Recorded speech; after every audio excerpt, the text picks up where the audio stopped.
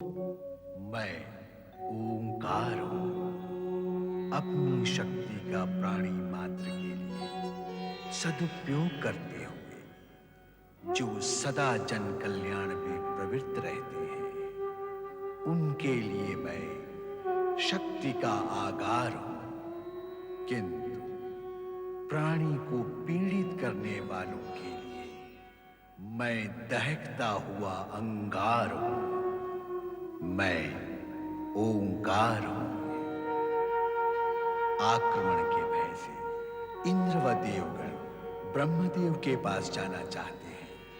अब तक तारकासुर की सेना स्वर्ग पर चढ़ाती है, किंतु अग्नि, वरुण व पवन के प्रतिहार से असुर सेना भागकर ऋषि मुनियों पर अत्याचार करती है। गुरु बृहस्पति की मंत्रणा से देवगण ब्रह्मा जी के साथ श्री हरि विष्णु के पास आते हैं। सभी मिलकर कैलाश पर शिव जी के पास जाते हैं। कैलाश भवन में भगवान शिव और माता पार्वती भोग समाधि में निमग्न हैं।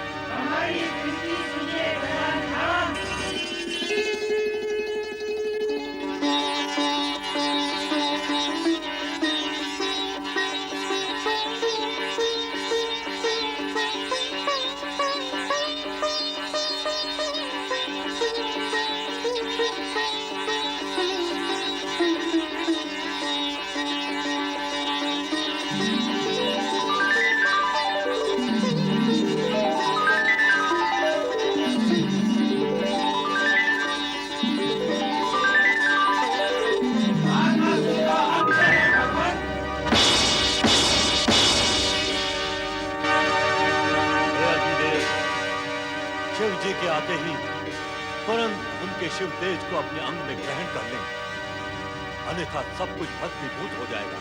जो आज्ञा ब्रह्मदेव।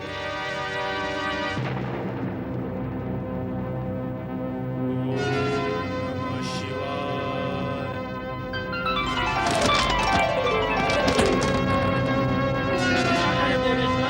रक्षा करें। तारकासुर के कारण कष्टों का अंत नहीं है मनुष्य।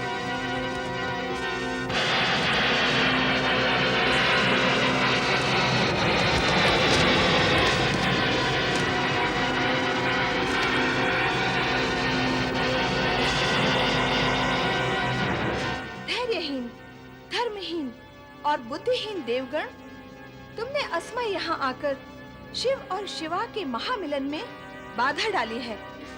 दो प्राणों के महामिलन को अपूर्ण किया है। पूर्णता में बाधक देवताओं, मैं तुम्हें श्राप देती हूँ कि तुम भी सदा अपूर्ण रहोगे। तुम सदा सदा के लिए निसंतान रहोगे। तुम्हारी पत्नियां कभी भी माता होने का सौभाग्य प्राप्त नहीं कर सकेंगी। क्षमा करें माँ, हम पर दया करें। माता पार्वती, हम पर दया करें। दया करें माँ, दया करें। हमें क्षमा करें माँ, क्षमा करें। दया करें माँ, दया करें।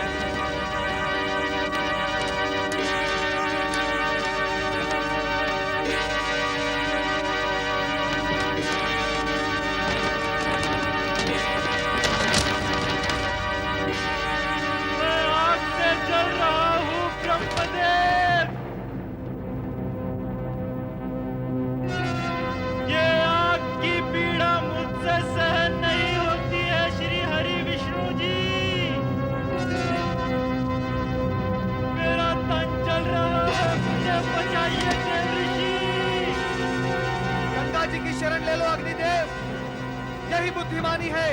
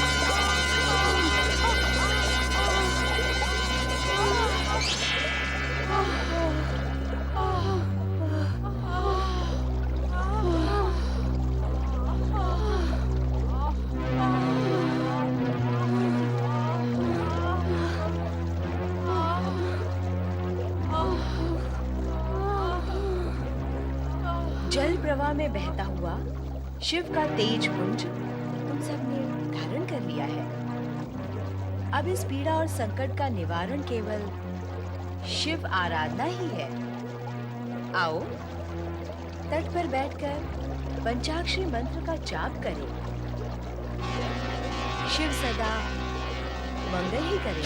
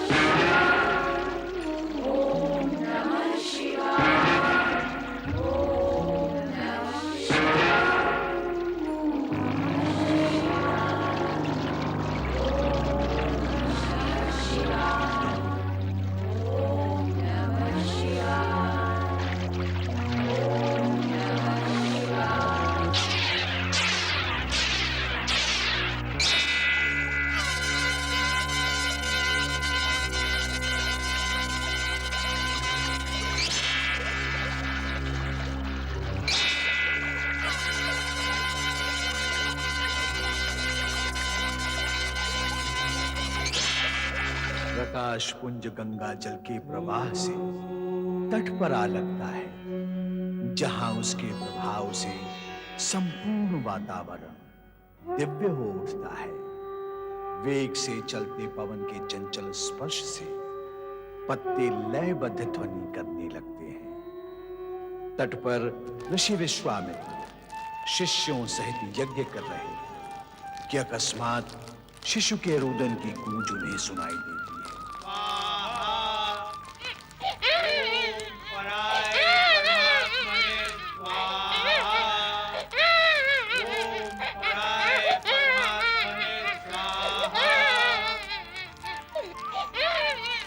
क्या हुआ गुरुदेव? आप खड़े क्यों हो गए गुरुदेव? शिशु का रुदन सुन रहे हो? किसी नवजात शिशु का रुदन है गुरुदेव। ये शिवपुत्र है। शिवपुत्र? असुरों का नाश करने वाला शिवपुत्र। उसके दर्शन का पुण्य लाभ करना होगा। मुझे इसी घड़ी की प्रतीक्षा थी शिवपुत्र, इसी घड़ी की प्रतीक्षा।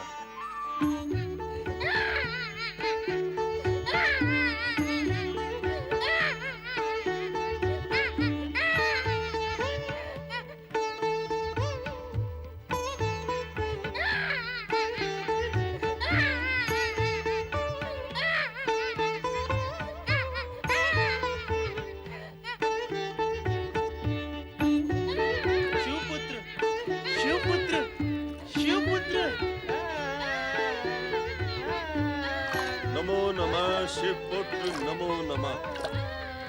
हे शिव तेज पुत्र नमो नमः। महर्षि विश्वामित्र। सिकंद नाम शक्ति पुंज नमो नमः। हे शिवपुत्र, शिव के तेज से उत्पन्न होने के कारण आप में वो सभी शक्तियां विद्यमान हैं जो भगवान शिव में है। तारकासुर जैसे अत्याचारी का संहार करने के लिए ही आप इस धरती पर प्रकट हुए हैं। हे शक्ति पुंज, कृपा कर मुझे वो ज्ञान एवं शक्ति प्रदान करे जिसके लिए मैं अनंत समय से प्रयत्नशील होने के उपरांत भी वंचित हूं। कृपा करें ऐ कृपा निधान, दया करें ऐ दया निधान, कृपा करें।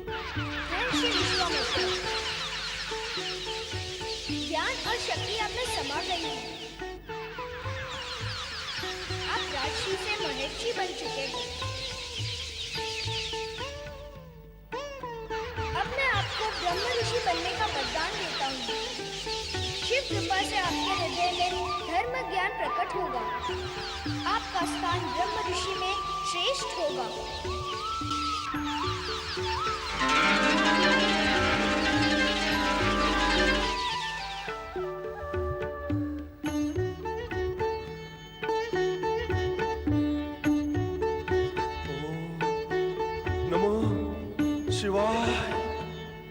हे विश्वामित्र, तुम्हें पूर्ण ब्रह्म ज्ञान हो गया है। अब तुम ब्रह्म ज्ञानी हो गए हो।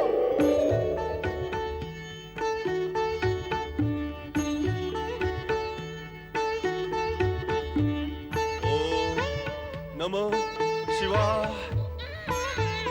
दुखी जन का रुदन दूर करने के लिए तो आप प्रकट हुए हैं और स्वयं रुदन कर रहे हैं। आपकी लीला का प्रयोग मुझ पर क्यों भगवान, जगत पर करें।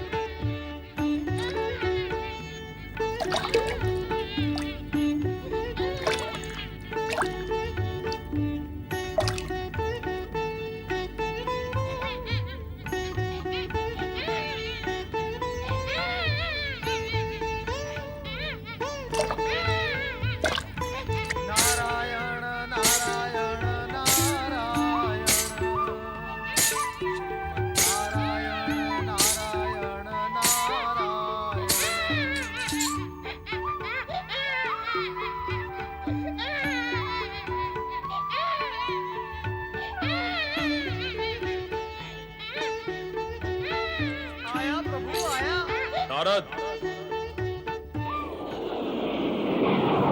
तुम्हें नीचे पृथ्वी की ओर नहीं और ऊपर आकाश की ओर जाना है।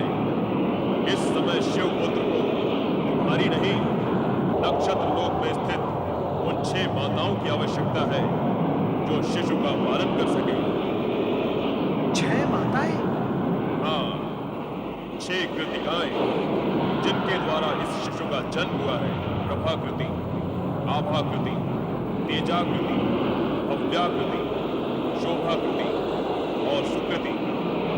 तुम नक्षत्र लोक जाकर इन कृतिकाओं को इस शिशु के विषय में सूचित कर दो। यही शिव इच्छा है। शिव इच्छा अर्थात सदिच्छा, और नारद का तो कर्म ही है सदिच्छाओं की सूचनाएं देना। नारायण नारायण।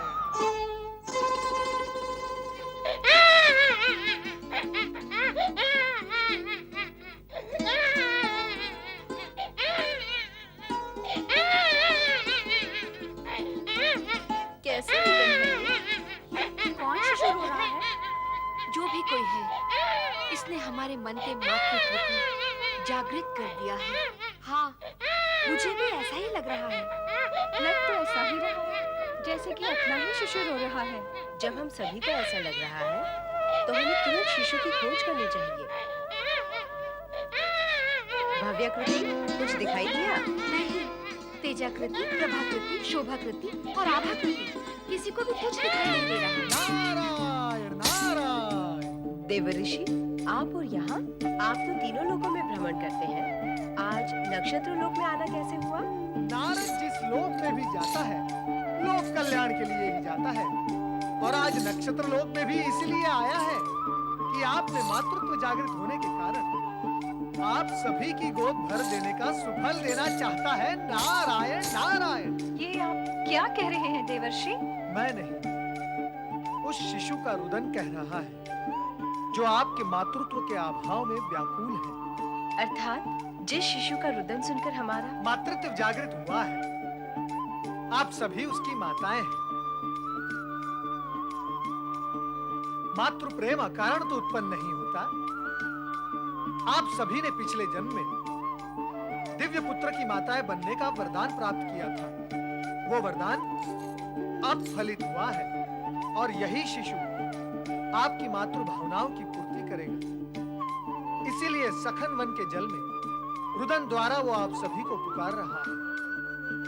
परम पिता ब्रह्मा जी के वरदान अनुसार महाबली तारकासुर का वध इसी शिशु द्वारा होगा। दुष्ट तारकासुर की कुदृष्टि इस पर ना पड़े, इसीलिए कुमार अवस्था प्राप्त होने तक इसका लालन पालन यहाँ नक्षत्र लोक में आप सभी के द्वारा होगा। अर्थात हम सब उसकी माता हैं और वो हमारा पुत्र है। सत्य कहा आपने। यह पुत्र ऐसे सुख प्रदान करेगा अपनी माताओं को कि जन्म जन्मांतर तक उस सुख का स्मरण करके तुम सुखी होती ही रहो। देवर्षि, इतने समय से आप चर्चा ही कर रहे हैं। आपकी ये लंबी चौड़ी चर्चा माताओं और पुत्र के बीच अवरोध बनी हुई है, तो अब विलंब क्यों? आओ चले, शीघ्र चले।